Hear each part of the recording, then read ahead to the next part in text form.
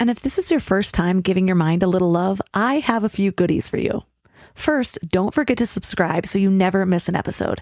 And second, sign up for the Morning Mind Love. Think of it like a weekday oracle from your highest self to help you start each day with a positive focus. Plus, you'll get 2 gifts absolutely free: a 30-minute binaural meditation and 30 days of journaling prompts to help you remember who you truly are. So join over 9,000 people and go to mindlove.com to sign up. Welcome to Mind Love, episode 280. Today's episode is all about crafting your personal brand mindset to increase your self-worth and net worth. You can't be about everything. You're not supposed to talk and share every little nuanced aspect of your life in order to be different or in order to be authentic. Branding, like I said at the beginning, is an exercise in clarity. All the great brands in the world stand out and shine and acquire customers because they know their lane and they say the same thing and they show up in the same vibe and they have the same story. They have very consistent but very uniquely different feelings and messages and storylines and campaigns. And people need to show up with that level of clarity too. But we're dealing with people who are complex. And so we've got to really boil down what are those core areas of our message points. And I recommend 4. Turn up your frequency with Mind Love. Bite-sized brain hacks for seekers, dreamers, and doers. It's time to give your mind a little love with your host, Melissa Monti.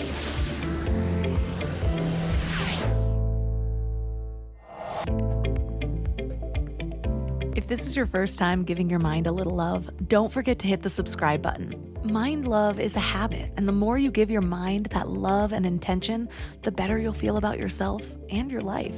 Plus, it's really a win-win because more subscribers means Mind Love attracts even more amazing guests to bring you their wisdom. So don't forget to subscribe. Do you have a personal brand? I think I always kind of have, way before even starting a business. I also think it's evolved over the years as I've brought more intention to it. A lot of people have a sort of aversion to personal branding, like they're being too showy or they're putting themselves on display. They think of their old high school friend coming out of the woodwork to suddenly start promoting their life-changing MLM that helped them buy their house even though they just joined 9 days ago. And I get it. No one likes that salesy person because it's usually pretty hard to figure out if they're genuinely trying to help you or covertly trying to help themselves. But that's where I think people get personal branding wrong. It's not about figuring out how to deceive people to get the outcome that you want, or even just how to sell to them. It's actually more about figuring out exactly who you are so you can step into your power. Whether you're running a business, a department, or even a family. It's about asking yourself, what are my unique combination of skills, experiences, and qualities that make me stand out from everyone else? Your personal brand is the way you present yourself to the world. And that clarity can really help you have a successful career and attract opportunities. But it can also really help you feel confident in any role in life.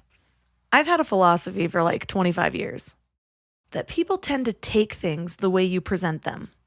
And yes, that has been my philosophy for 25 years. I have been saying it since I was 12. And yes, I quote myself because I choose to believe that I have valuable things to say worth repeating. Anyways, what does it even mean that people take things the way you present them? I've found that if I'm confident in a decision, even a questionable one, most people will also feel confident about it. However, if I give away that I'm doubting it, all of their skepticism comes up too. I think the same thing applies to how we present ourselves. If we feel confident in who we are, people tend to have less to say about it. But if we're always trying to please or trying to be likable or even trying to be confident, people sense the trying over the being of it all. I remember my mom telling me in middle school that people are attracted to confidence. And she was right, but she skipped a big part of what it takes to get there. You have to know what you're confident in. So if you want to be a confident person, first you have to know who you are, and then be that confidently. Can you imagine starting a new sales job of a product that you know nothing about, and your boss saying, Just sell it with confidence.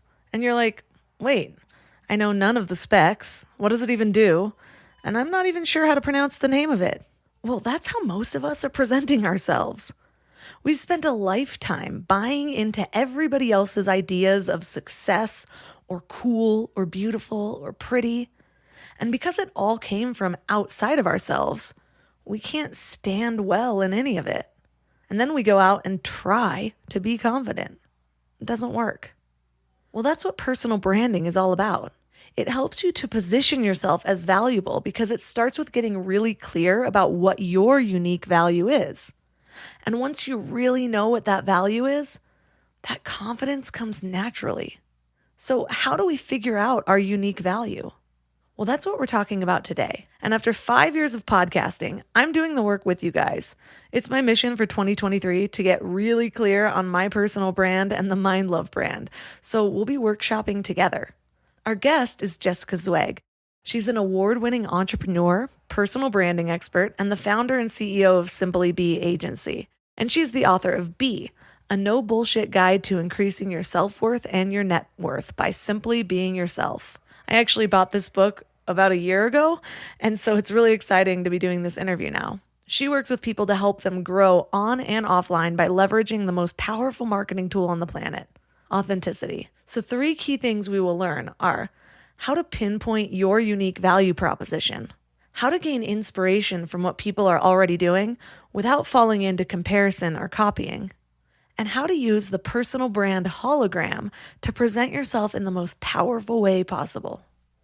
I used to be one of those people who had grand plans for a big healthy meal every Sunday night, and I'd make these elaborate meal plans, buy all the ingredients, and then Wednesday would roll around and I'd be staring at that wilted spinach, ordering takeout again. Shopping, planning, and cooking food really can be simple and stress-free, and that's why I love Hungry Root.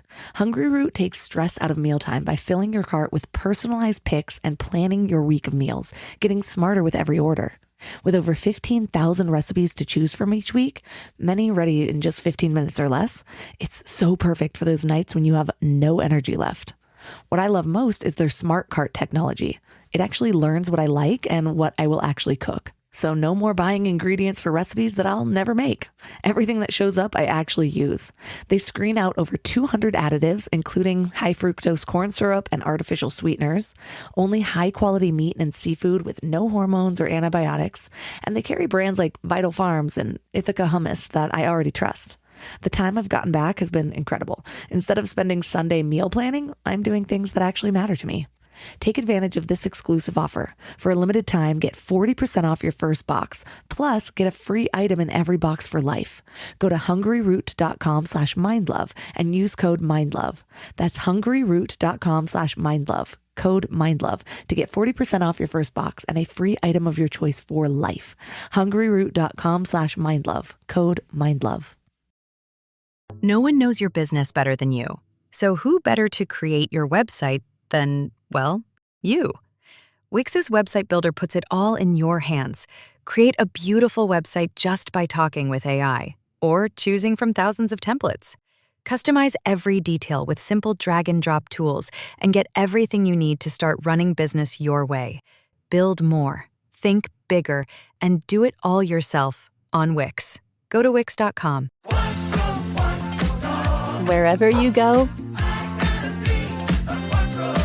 whatever they get into, from chill time to everyday adventures, protect your dog from parasites with Credelio Quattro. For full safety information, side effects, and warnings, visit CredeliaQuattroLabel.com. Consult your vet or call 1-888-545-5973. Ask your vet for Credelio Quattro and visit QuattroDog.com.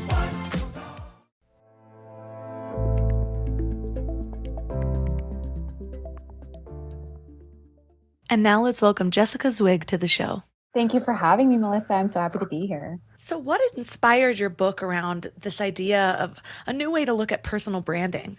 Well, I think a lot of people think that personal branding is a dirty word and that it is associated with ego and vanity and image.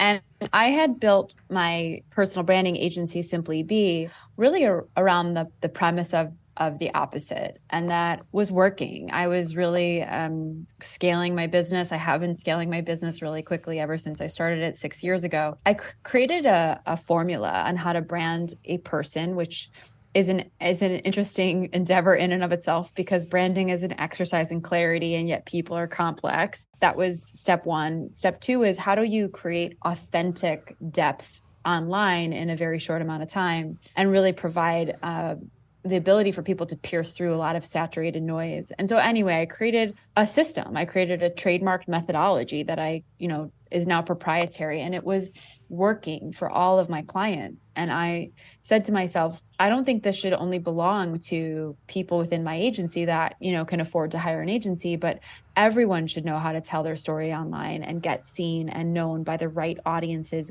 using their authentic truth. And so I wrote a book about it, and I basically gave away the keys to the kingdom of how to effectively, I literally wrote the book on authentic personal branding. And I really did a lot of competitive research when I was writing my book, and marketing books and business books, a lot of them at least, are very basic and give you a one-dimensional look at how to make the sausage. And I was like, this is not how I want my book to be. I want it to be really generous and transparent and really like a masterclass. And so that's really what inspired me to write this book, and why I think, it was time for somebody to come out and say personal branding is so much more than what you really think it is. Yeah, I have a history of marketing. I used to work with startups. And so I was really well versed in a lot of I want to almost call it masculine angles of marketing, where, the click funnels, tutorials of like these big red arrows, and just fill in this space and then with words that resonate with your audience, and then we'll just write it for you. And I'm like, I would do those things, and I'm like, yeah, I could see why this would sell, but I don't feel comfortable selling myself this way because it's not me. So that, combined with what I do now, which is really help people find themselves and that personal growth aspect. And one of my biggest understandings as I've gone through my own journey of personal growth is that it's not about creating yourself as much as it is about realizing who you always are and figuring out how to express that. And so what I love about your book, which I actually got last year, or maybe it was earlier this year, is that it's such a good combination of those two, because that is the authentic way to sell for me, where I want to find out who I am and what my strengths are and put that out into the world in a way that connects with what people need versus one or the other. Yeah. Yeah. Thank you for saying that. I say that my book and my method really in my agency is really a personal empowerment book. We're a personal empowerment company. We offer personal empowerment services disguised as personal branding services, disguised as a personal branding book. Because and I say this in my book, the very first chapter of my book is called, Embrace Your Shit, which is a metaphor for our shadows, our darkness, our failures, our insecurities, which, by the way, everyone has. It doesn't matter if you're the CEO. It doesn't matter if you've sold an 8-figure company. It doesn't matter if you're an intern. Everyone in between, we all have humanity. And when we're willing to really bring that to the table in conjunction with the sparkly branding, marketing, message, copy, tactics, and the gorgeous logo, and all of that stuff has merit, obviously, in the online space. But you can tell when something's not really holding depth and someone's not fully showing up unapologetically who they really are, embodied in who they really are. And I often say that your business, and this is one of my biggest philosophies, you will only grow to the extent of which you grow as a person, or how willing you are to grow, and the work that you do on yourself. Being your brand, people think that it's all about the outside perception. Being your brand is an inside job, because your brand is essentially your value, your worth, how you articulate it. That's what your brand ultimately is, in my opinion. And so when we really can connect with that, we are worthy, that what we have to say matters, that what we have to give to the world has value, we package that from that place of embodiment. that's when you become magnetic. That's when you become authentic. And I think that's the hardest part. And frankly, my favorite part in working with my clients and helping them tap into that essence and then bringing it to life. So it's an inside job, first and foremost, like you were saying. Yeah. And I feel like influencer culture has probably turned a lot of people off from the idea of Sure. personal brands.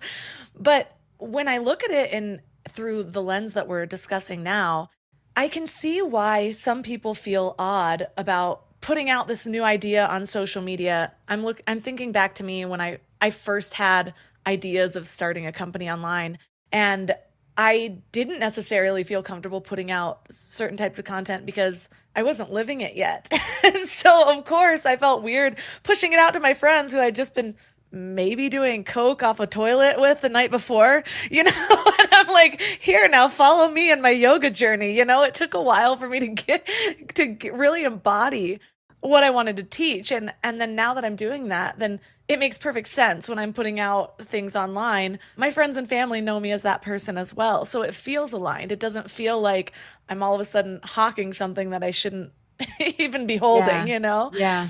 And so for me, this is such a great step in identifying, even for those who don't have a business yet, in finding out, how they want to express themselves in the world. And I find that once you start to uncover those things, once you start to live those things and become those things and see those things in yourself, that's when the ideas start flowing. That's when you start seeing yourself as somebody who can teach it to somebody else. So whether or not you even plan to get there, the steps to getting there are such important inner work, I think. And so I'm curious, going back to early on in your journey, how did you get clarity on what your personal brand was and how to eventually package this up?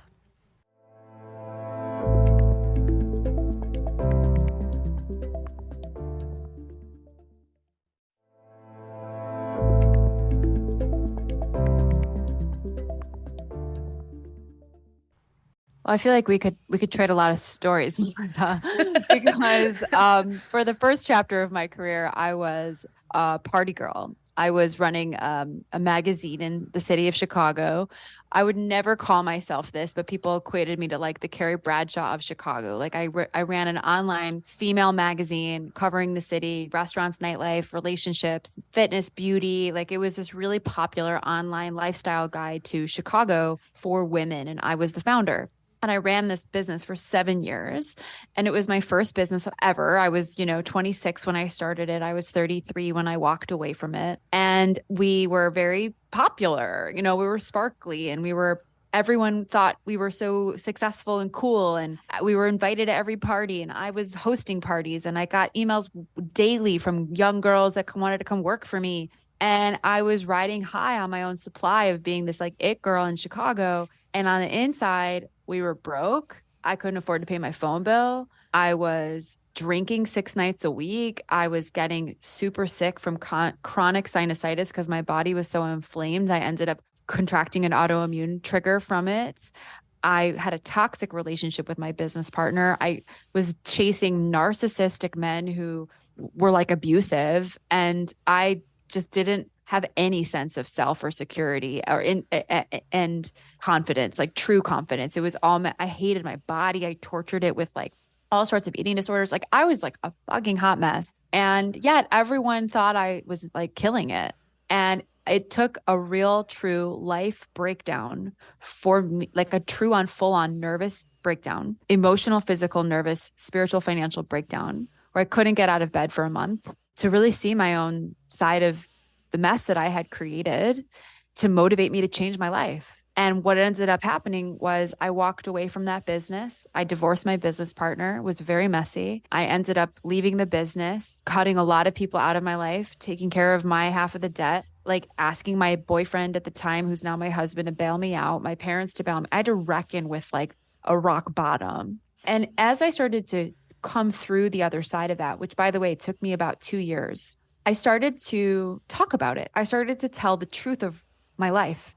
And I started my own little one-woman baby upstart called Simply Be Agency, because I knew I was never going to go work for the man, but I, didn't want to take the magazine any far. Like I was ready to go off and do my own little thing. And when I started to really show up in truth and service, to realize like, oh, I think this game called life is about helping other people. I think, like, not just serving myself. Like when that came online, that's when things really started to shift for me. And I started to attract and align and manifest, it's an overused word, but it's what happened. More opportunity, more right opportunity, more abundance, more of the right relationships, more of the right clients, more of the right team members, more of the right press hits and media features, and getting asked to be a part of communities that were in alignment with that authentic vibration. And so, it's a long-winded answer to your question, but I think in order to get on any sort of soapbox, which in some way we all are, and teach a thing, to be the teacher of a thing called, say, authenticity, we have to be the student.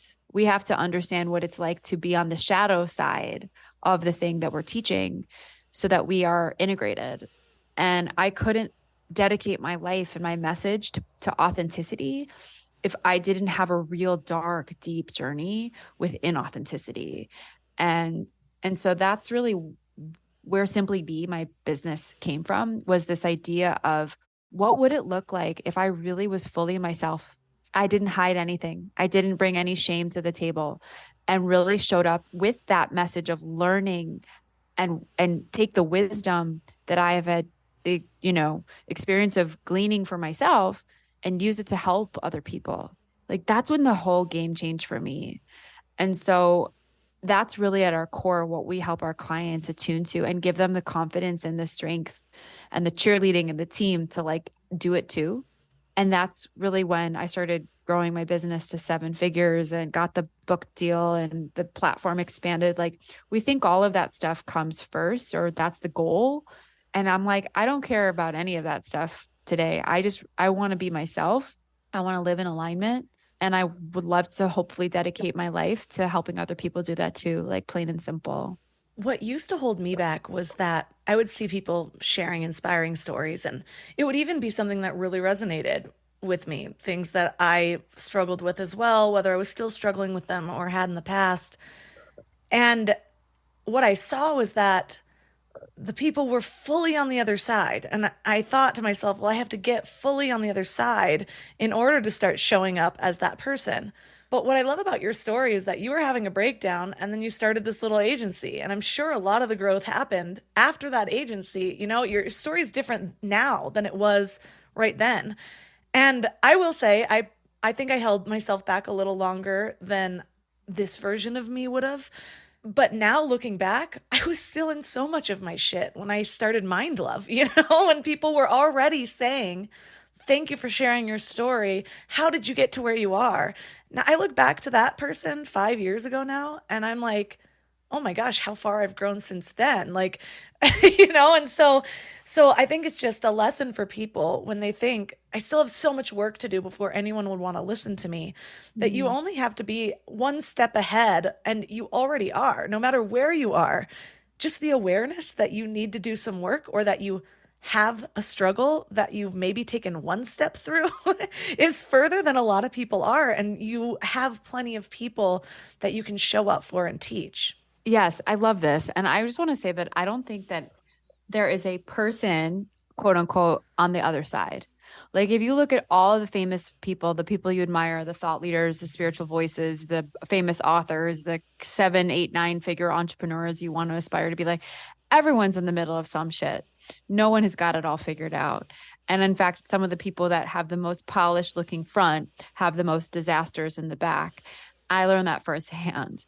And I just think that really staying in your own lane and knowing that whatever you're going through, like we've all heard that phrase, your mess is your message. And if we can really tap out of the victim mentality, like these things are happening to me, like I work with an amazing coach, and every time I'm struggling with something, she's like, and this is more material for you to teach the world. Like, you're going through this initiation so that you can show up with more to give. And I think there's a fine line that I often toy with, because I get asked a lot about, like, well, people say they're authentic, and that just means getting online and sharing all their drama, or like being overly cathartic or too transparent. Like, what's the line? And I'm often reminded of this moment in my career. I was going through a really horrible breakup with an ex-boyfriend, and I was getting on the internet and being super passive aggressive, like just leaving, stuff on Facebook and Instagram, like showing him how happy I was, or like posting really cryptic quotes, like everyone knew we were going through a breakup, right? And like a song from or a line from a Green Day song or something. all of the above. Exactly. And I remember a good friend of mine pulled me aside, and she was like, Jessica, no, girl, that is not a good look. You have professional people who follow you, have people you don't even know who follow you. And she said to me, very, very, I'll never forget this. She said, the internet is not a place to process. The internet is a place to add value. So go process with your therapist, go process with your best friend, but don't process to thousands of people who barely know you. It's not the place to do it. Come back to the internet once you've gotten over this guy and you've learned your lessons, and you have something very clear to share with your audience of what you can offer them. It's cleaner that way. And I just never forgot that. So like, back to our point of like no one's made it everyone's in the middle of something. And I guarantee that the people who are going through like really hard things right now at this moment, if they at least have any sensibility of their platforms and the internet too, they're not talking about it. They're going to maybe talk about it in a year or 2 years or 6 months, but and so how do you toe the line of really like being authentic and truly, oversharing, as I often get asked? And you can be very vulnerable. You can be very transparent. You can share some of your darkest moments in your life. But my recommendation is just to not do it while you're in them, to do it when you've gotten through the other side, when you actually have something of value for others to learn from your experience too. And it's definitely something that I try to, well, I've learned over the years, because man, my Facebook memories really show me a side of myself that I'm like, oh my God, how do I just make everything before like 2015 private forever? I will share sometimes. I have a more vulnerable platform, but I will sometimes share, like, I'm going through some stuff. This is what I'm doing. I'm taking time to myself, but I'm not getting into the depths of how deeply I'm hurting, how many hours I spent today crying, and so giving people those types of tools. And the thing that I've realized is that I don't have clarity on even what's most affecting me. And so for me, sharing in the moment, it's not helpful to either side, because it's usually when I'm out of it where I'm like, oh, I thought it was painful because of this. It was actually this deeper layer. And it's usually those deeper layers that help me uncover or come back to the parts of my life that I feel like have led me to the most purpose, if that makes sense. And so we all kind of know the shit we're going through. And you talk about how the biggest secret to personal branding is really understanding that nobody cares about you. And so it's connecting what you've gone through, what you've learned, with what people need. But how do we pinpoint our unique value proposition in that, what we really bring to that, versus, everyone that has recovered from an eating disorder, or everyone that has had trouble finding their purpose, whatever it is? How do we really find the thing that's unique to us that we can express online? So I love this. So by virtue of the fact that there is only one you, no one has the same DNA that you were born with on this planet. You are literally 1 in 8 billion. That predicates a message that you have to really study and own based upon your own life experience. So I went through an eating disorder. Maybe you went through an eating disorder. Some girls listening, women listening probably did too.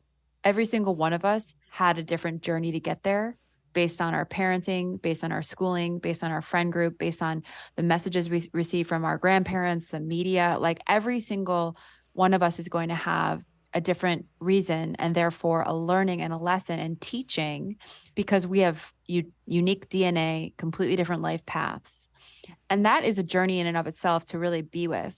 And that's what I encourage all of my clients to do. And what my book teaches you to do is really look at your stories and really clarify what are the areas of your life and your business and your message that you want to lead with. Like, I don't talk about the fact that I had an eating disorder because I'm not a health coach. That doesn't really align to what my platform is trying to say to the world. But I am very spiritual, right? And I used to be completely out of alignment spiritually and lost and dark and depressed. And then I found spirit.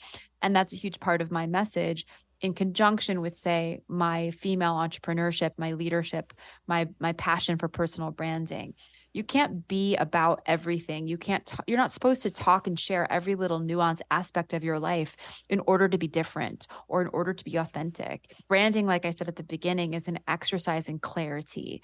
All the great brands in the world stand out and shine and acquire customers because they know their lane and they say the same thing and they show up in the same vibe and they have the same story to the core market. Like Hyatt Hotels is different than the Four Seasons. Hyundai is different than BMW. If you study their brands, they have very consistent but very uniquely different feelings and messages and storylines and campaigns. And people need to show up with that level of clarity too. But we're dealing with people who are complex. And so we've got to really boil down what are those core areas of our message points. And I recommend four of them. That's sort of the foundation of one of the first tools in my methodology, which is called the personal brand hologram, which allows the reader to really think about, if I were to only choose four things to stand upon in my platform, what would those things be and why? And ideally, they're the things that you know the most about, that your soul has the most depth around, that light you up the most. And typically those are our tragedies and our triumphs, right? Combined. And that's what really makes us, I think, compelling at the end of the day. And if you really, truly look at your story and own it, no one will ever be you. That's a beautiful thing. And I believe that there's enough to go around. And that's an abundance mentality. That's the abundance codes, to believe that there's enough money in all the banks. There's enough clients for all of our businesses, for all of us to prosper, because abundance is our birthright. And so instead of thinking about comparisonitis, being like, well, I want to get online, for example, and talk about how women can heal themselves from eating disorders, but there are already so many women doing that. So who am I? And there's not enough space for me. That's a fallacy, because nobody is you, and nobody's going to have those nuances that make up your life's work. And so really spending time with those nuances, to let those nuances inform your message and therefore your brand, is again why I said this is an inside job. And what's so beautiful about it, and when you really click and it comes to life online, you become, or in offline in your life, you become that magnet. And that's really the inner work that I speak to, and owning it and feeling that confidence and connection and that worthiness ultimately to being seen.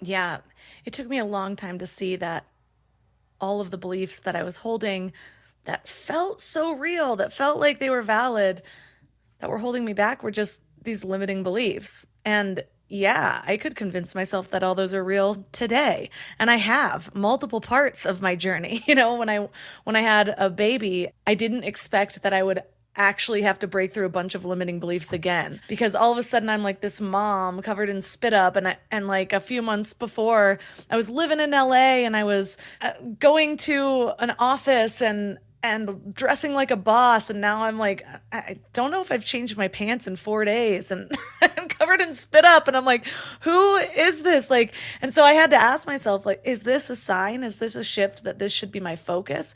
And I had to go back and do the work from the beginning to figure out, no, I still have this legacy that I want to uphold.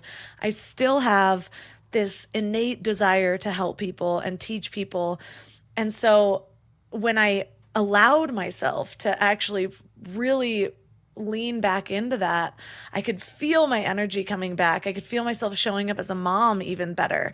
And so I know that the limiting beliefs can feel very real, whether it's that, oh, I'm not good enough for this, or maybe this isn't meant for me, whatever stage you're in. And I also know now they'll probably come up again. This is lifelong work that I just kind of have to keep wading through to keep myself aligned. So it's not even just about finding what it is, but it's like checking back in with myself and asking, all right, are these pillars still resonating?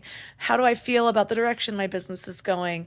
Do I still feel excited about it? What needs to change? And it's like it's like the missile analogy where it's just constantly honing itself to find the right path rather than just kind of being on the straight and narrow the whole time.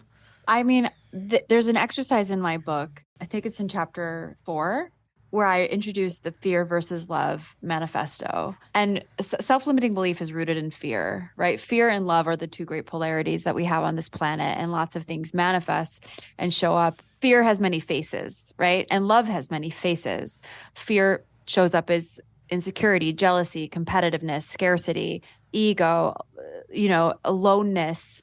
All of these manifestations are fear. And I could go on. And love shows up in many manifestations such as abundance, community, empathy, connection, service, generosity, authenticity. And so what I have the reader do in my book, and it's a really powerful exercise, is really, and it's challenging too, because it requires a lot of self-awareness and a bit of, humility to really own your fears, like to write them down, like AKA your self-limiting beliefs. Like, I feel like I am, for example, making this up, as a mother, become meaningless in the world because my work was taken away from me, for example, or I'm not producing anymore.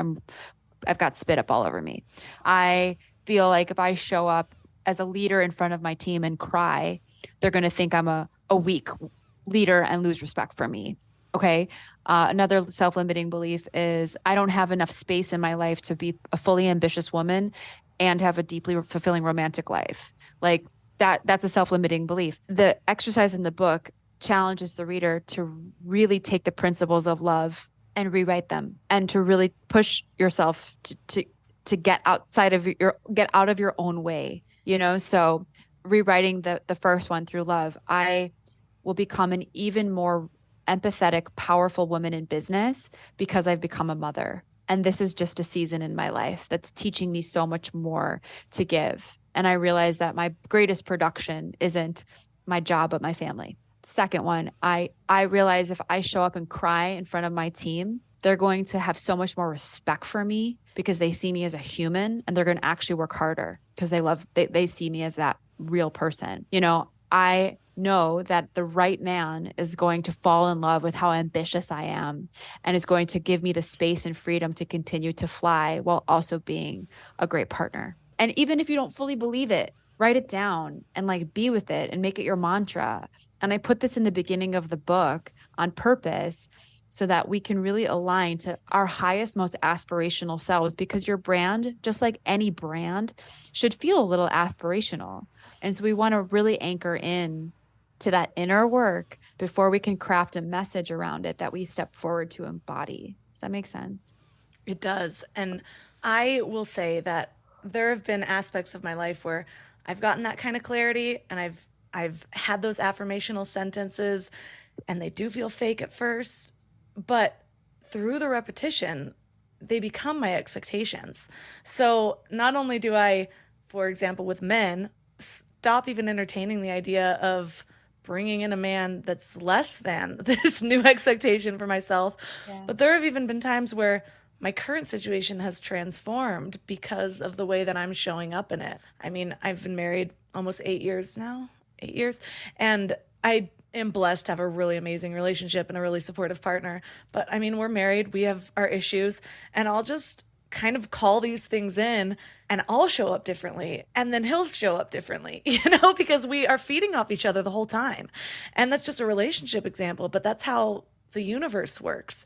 You're feeding off your environment. Your environment's feeding off you. You walk into a room and you have a down energy and you feel worthless. Why do you expect other people and everything around you to change the way that you feel? Versus trying to stand into this different type of energy. And I'm not saying it's always this simple, but just to have this intention of carrying this different energy, and you do it over and over again, and you get a little bit more used to it. And then all of a sudden the world starts to meet that energy, and it starts to view that energy, and you meet people that look up to you in the way that you're holding yourself. And so for me, I feel like it's this constant creation of figuring out how I want to be, and then acting on that, and then seeing it again manifested in my life in ways that I'm like, I thought I had no control over this, and I don't really, but I do have control over how I am being, and that changes more than I used to let myself see. You're speaking my languge. I'm super woo. You kind of picked up on that. Okay, so we can maybe go there. But you speak of the fact that this like whole reality is kind of a game. And you mentioned the word intention, and you talk about energy, and you talk about manifestation. And the only thing in this life that we actually have control over are our own thoughts, and like our thoughts create our reality. And you've heard that expression, when you change the way you look at things, the things you look at change. And we get really caught up in the day-to-day micro stresses of the matrix. I'm super guilty of it. Frankly, I've had a really hard year. I've really had a truly hard year. I've reached burnout. I reached depression. Like, this year kicked my ass after my book launch, and just really had to like get through it. And I was super out of alignment for a lot of this year. And I just recently came back from Egypt, and I went to, on this beautiful 15-day spiritual pilgrimage, and got a lot of codes. I got a lot of the light codes from the ancient, wisdom of that mystical direct portal into the galactic. And the truth is, you don't change who you are when you go on an experience like that. You remember who you are when you go to an experience like that. And this is me and my really super woo philosophies, but I guess we're here and we're talking about it. This human life is meant to be really joyful, and to be really fun, and to be really blissful. And we come to this planet and we gain amnesia based on the patriarchy and the way the system is set right now, and that we're in a toxic masculine sort of vibration. The divine feminine is rising. Hello, you and me are here running platforms and changing the world one person at a time. But we forget that our birthright is to live free, and that it's actually easy. And we get to sort of manipulate the game if we really become conscious and start to direct our thoughts with intention. Our thoughts inform our emotions, which impacts our energy. And we get to choose the thought. Like, we get to start the whole ripple effect, the domino effect from our brains into how we feel. And that shows up in our vibration and how we interact with people. And life starts to work for us when we remember it's actually not that hard, and we're in total control. And yes, there's divine destiny and serendipity and all of the magical things that include being on planet Earth. We're sitting on the flower of life grid right now, and everything is interdependent. But we are so in control of our own destinies just based on how we choose our days. And that is what I remembered in Egypt. And that is what I'm bringing forth into my business, into my community, into my message more than ever before, that it's meant to be fun. It's actually meant to be fun. It doesn't have to be so hard. It's all been programming from our parents' generation, our ancestors, the media, just the lie, the fear that we feed off of every day. But the virtue of the fact that we have our iPhones plugged to our hands, it's all just an illusion. And we get to break it with the power of our thoughts. And that's really what I'm here to truly teach. And my book Be and my agency Simply Be is one way I'm doing it right now. And I'm grateful it's working, helping a lot of people sort of give people what they really, sell people what they want, but give them what they need. That's kind of the theme here. And I just feel really tapped in right now to kind of the secrets of the universe. And it really is simple. Our birthright, especially as women, because we incarnated here as women and we're of the goddess and we're of the divine feminine frequency, is to bring people back into their hearts and to operate from that vibration of love. It's supposed to feel good. And our magic as women especially is birthing, and that doesn't always mean babies. Yes. It's the creation process. And what I've found is when I find myself in those spirals of feeling like I've lost alignment and feeling lost and sinking into depression, often I also correlate that to spending more time consuming than I am creating.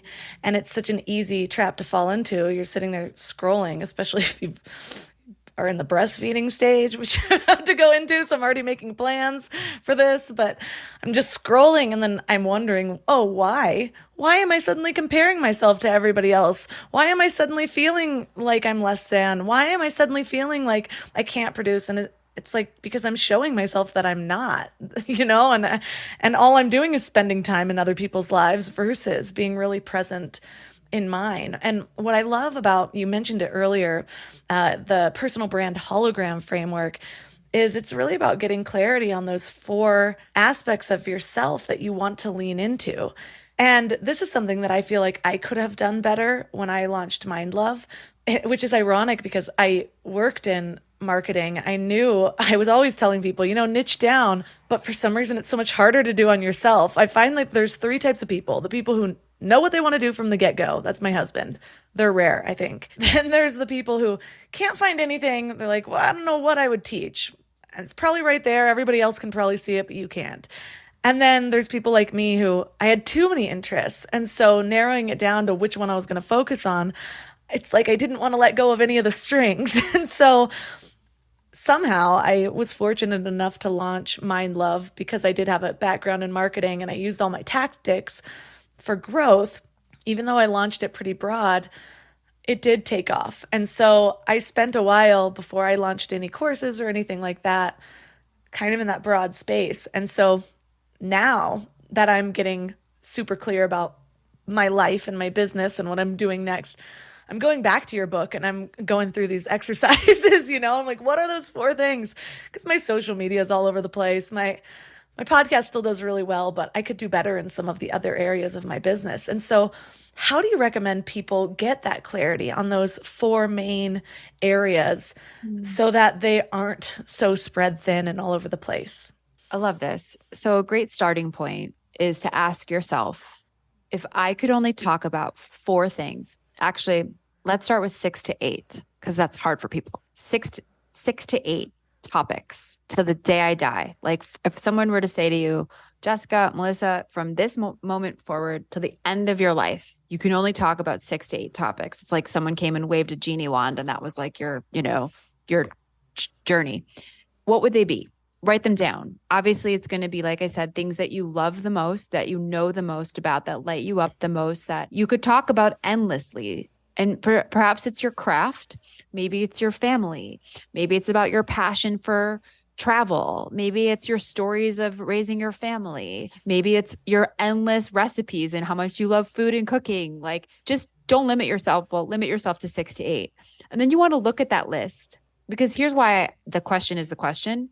Because to build a brand and to tell your story, to build a platform, you have to market yourself through content, and you need to be able to come up with topics and go deep, take your audience deeper. And so looking at those 6 to 8, ask yourself, what about these 6 to 8 actually apply to my business objectives? And by the way, your brand can change because we're always going to be us, but we might not be running this particular business or in this particular job, working for this particular company forever. So you can revisit your brand as often as you want, but I'd like to recommend you stay the course for like at least 12 months, because branding is also an art and consistency. And that's how people begin to know you and associate you with the thing you want to be hired and paid to do. So back to that 6 to 8, you want to look at that list and say, okay, what do I want the market to really know about me? What do I want to lead with? What do I want someone to immediately think of when they hear my name? Oh, she's the woman that teaches spirituality mixed with branding. Oh, she's the woman that is all about health, fitness, and weight loss for new moms. She's the one that's all about, creating a cutting edge technology software system with a female flavor. I'm making all this up, but you get to kind of choose the shape, the narrative based upon those 4 pillars. And that becomes the foundation to what we call your personal brand hologram, which is this framework, this matrix, this tool that really serves as the blueprints to the house you build called your platform. And you can't be about everything. You can't talk about 25 things or you'll become a hot mess on the internet like I was.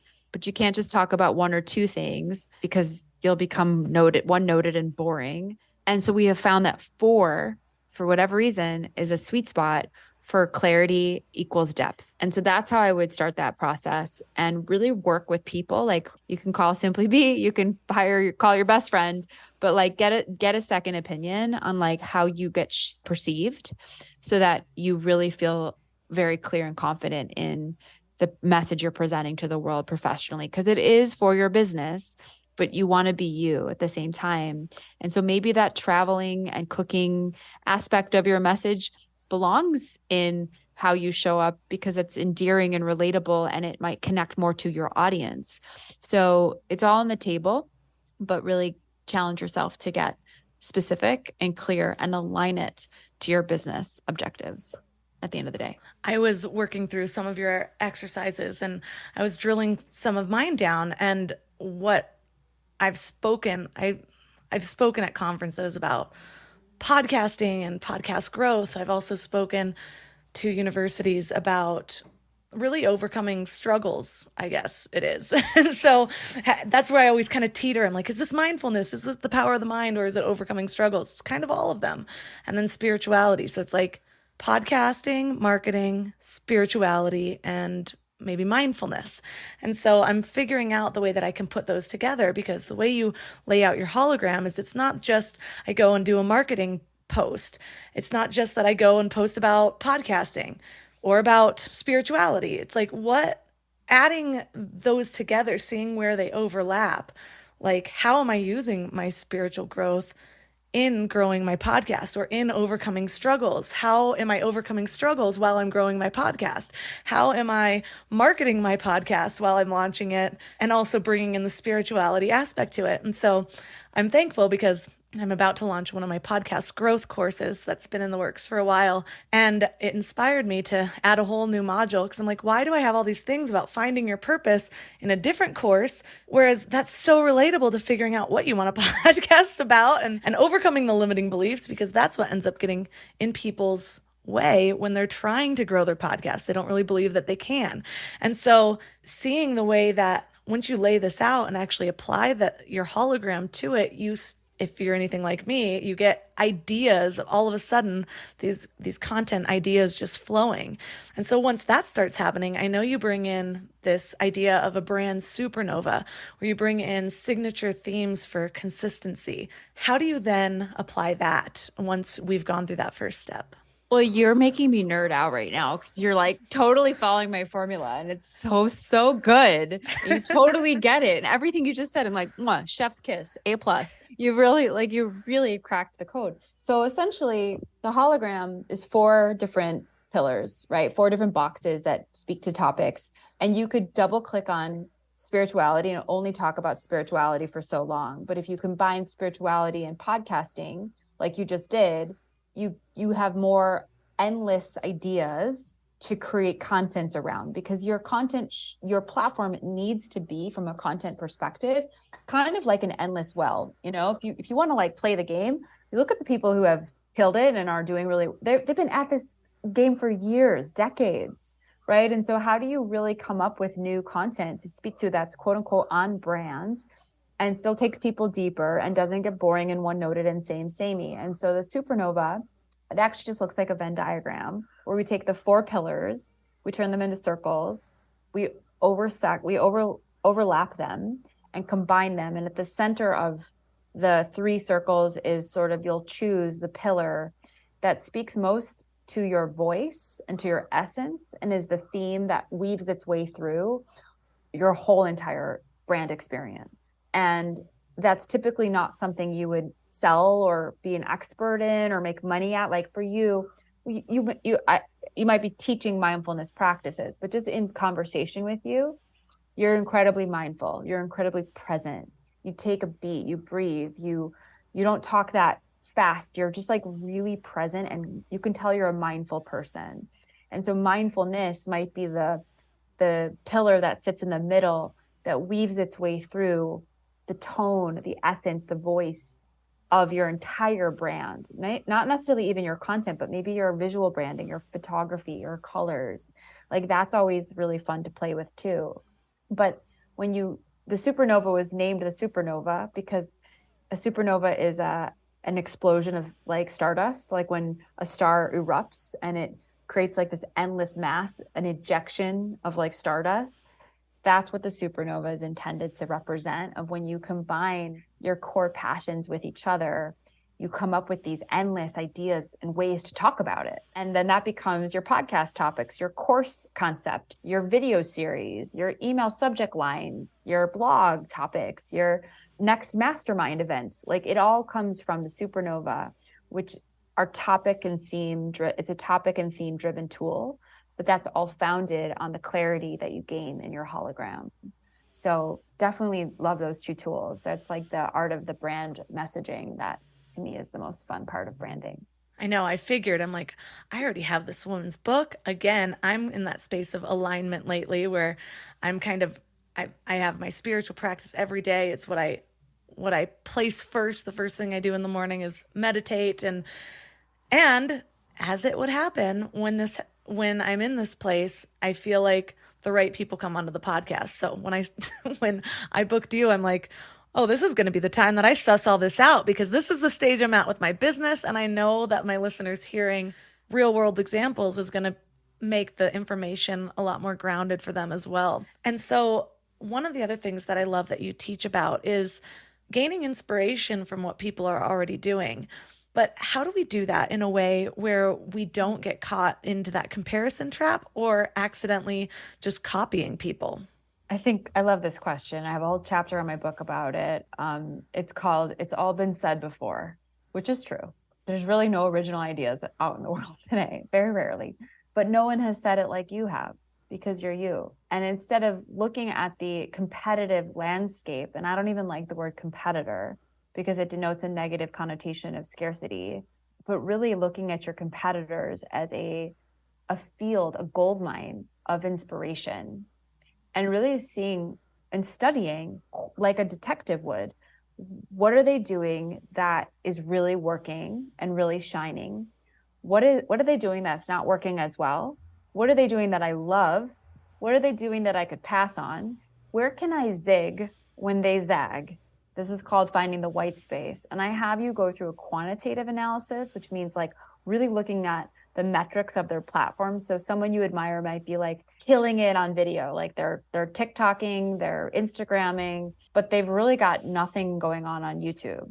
Like that's an opportunity for you as a competitor to that person, et cetera, to really put yourself in and do it dynamically and take up space there. That's just a micro example of a quantitative data point. From a qualitative standpoint, you can say, okay, I'm going after female entrepreneurs really like she is, but her messaging is really spiritual and light and feminine, and sort of her color palettes like pink and peaches and golds.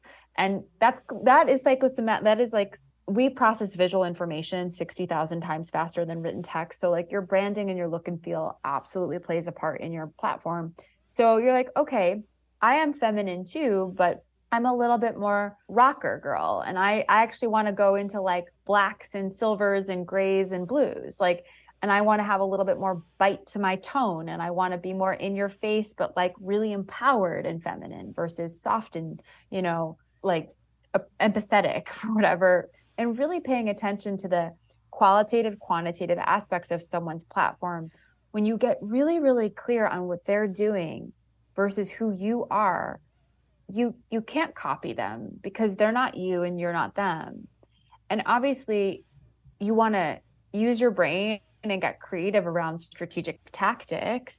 You don't want the exact same playbook, but you can pull formulas and inspiration.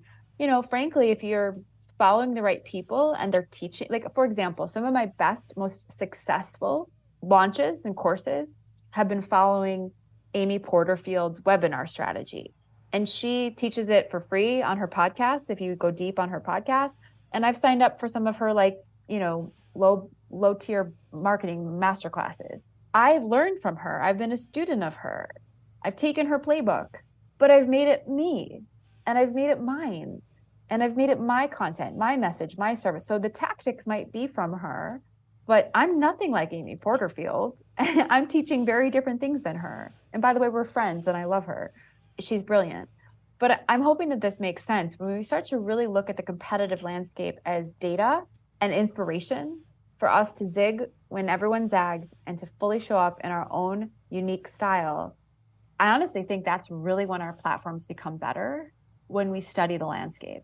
And that's why I have a whole chapter dedicated to it in my book. When I was launching Mind Love, I created what I called my circle of influence, and it's what I've helped some other people create as well, where I would follow people that were exactly where I wanted to be, like kind of like what you talk about, Orion's roadmap. But we won't even have time to get into that, so I highly recommend people get the book. But exactly where I wanted to be, and then people that were a few steps ahead in the journey, and then I'd find people that looked like they were just starting. And that way I was constantly seeing people working towards their dreams at all different levels, constantly seeing what I didn't want to do, what I did want to do. And it reminds me of the book Steal Like an Artist by Austin Kleon, where he talks about you first start by copying, that's how you start to get the techniques well enough. And once you start really getting into that, you create, whether it's the webinar, the brand, the website, and you start feeling a little bit more confident there, then you naturally start to express yourself more, because you're not just like, oh my God, I don't know how to hold a paintbrush. You're like, okay, now I can paint this. Okay, now I'm going to do it again. Now I'm going to do it again. Now I'm going to do it again. And before you know it, you are shining through. And so I think that we have so much to work with what we talked about so far. Such a good starting place that people can take and run with. But like I said, there's things that we didn't even get to cover, like the Pinnacle Content Framework or Orion's roadmap. And so for listeners that just can't wait to dive in, start creating this for themselves and go further than what we've covered in this episode, where's the best place for them to connect? Well, you can head on over to simplybeagency.com, which is my company website, learn all about what we do. You can go to jessicazweig.com, which is my personal brand website. You can learn all about me. You can find me on Instagram. I spend a lot of time on Instagram too. I scroll. I don't have any excuses. I'm not breastfeeding or pregnant. I just am on it all the time. But I'm very active in my DMs. So come say hello. I also too have a podcast called the Simply Be Podcast. You can check that out. And depending on when this airs, I am dropping the paperback copy to my book B, which is amazing to be able to have, and accompanying workbook, about 100 new fresh pages of frameworks and blank worksheets and new exercises called the B Workbook, which it will be available on Amazon.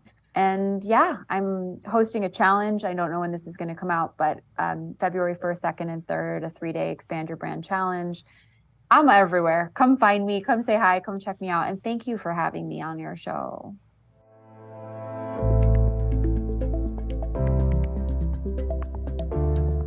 All the links for this episode will be at mindlove.com/280. Your challenge for this week is super fun. It's to start brainstorming some of these pillars for yourself, whether you have a business or not. So you heard me workshopping with Jessica, but I've actually been sitting with it a little bit longer, which I recommend you do, because you might come up with some and then 3 days later you have a new idea. And I'm not saying that you should continuously change them forevermore, but there is something to be said about what you learn or sitting with it and seeing how it feels and just gaining more clarity over time. So you will notice with the podcast and also upcoming more blog episodes and all sorts of different content around Mind Love. My 4 pillars for the Mind Love brand are mindfulness, mindset, mind, body, soul, which captures the spirituality and the mind-body connection, and mind science, which is all the brain science and brain hacks and brain optimization that I love. So I know I mentioned marketing in there because I am launching a podcast growth course. It might be launched by now that you're listening to this, but that's more of a personal brand versus the Mind Love brand. So I might be playing around with that, seeing how that works with my Instagram, hopefully sending a message over to Jessica, getting her input. But this has been a really fun exercise because I tend to be all over the place with my interests. And I like that about myself. But when I start to drill it down to what impact do I want to make, it really helps me know what is worth spending my time on. And so when I'm scrolling Instagram and see an ad for some crafting course which has always pulled my attention. And then I end up buying 1,000 crafting items, and I realize I don't ever actually want to sit down and do crafts. And like holding on to this old version of myself. Just this clarity has been helpful in knowing what to kind of swipe past and what to realize is in alignment, even if it's kind of a side alignment. So hopefully that makes sense. And let me know what you come up with. Like I said, I'm in the midst of this too, so I would love to brainstorm with you guys.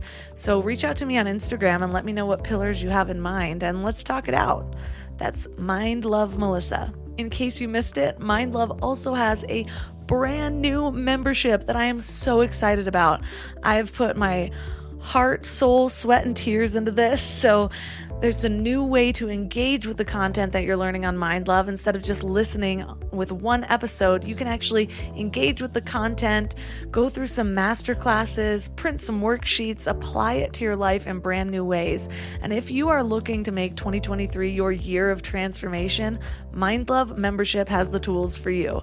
And considering the value that you get, it is incredibly affordable. So I highly recommend you check it out at mindlove.com/membership, and you'll also get the premium feed, which means ad-free listening and exclusive content. So check that out at mindlove.com/membership. And that's all for today. So thanks for giving your mind a little love today, and I'll see you next week. Thanks for tuning into Your Higher Frequency with Mind Love. Head to mindlove.com for a free gift to keep your vibes up until next week.